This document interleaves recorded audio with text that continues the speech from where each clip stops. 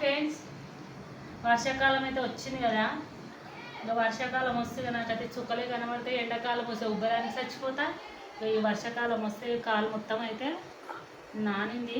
మార్కెట్కి పోయాను ఇలా సండే. నేను వర్షం రాకపోతే ఏం పోకపోదును.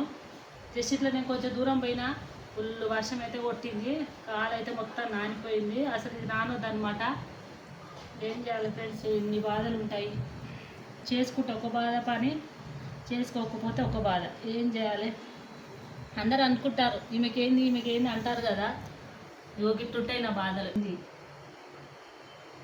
చూస్తురా మొత్తం అయితే నానిపోయినాయి అనమాట. షూ, సాక్స్ ఇదంతా నానిపోయింది. ఇక ఇప్పుడు మంచిగా ఫ్యాన్ ఆరబెట్టాలనేసి అయితే ఖర్చు తీసుకొని అయితే మొత్తం తడిని అయితే తీస్తున్నాను. వాటర్ పడితే ఇది ఖరాబ్ అవుతుంది ఫ్రెండ్స్. ఖరాబ్ అయితే ఇది లక్షలలో ఉంటుంది కదా, అందుకనేసి అయితే భయం. అందుకనే వర్షం వస్తేనే ఎక్కడికి వెళ్ళను. వర్షాకాలం వస్తే బయటికి వెళ్ళాలన్నా భయమే. ఎండాకాలం ఉడికిసి వస్తా, ఈ వర్షాకాలానికి బయటికి పోవాలంటే భయం వేసి వస్తా అన్నట్టుంటుంది నా పానం.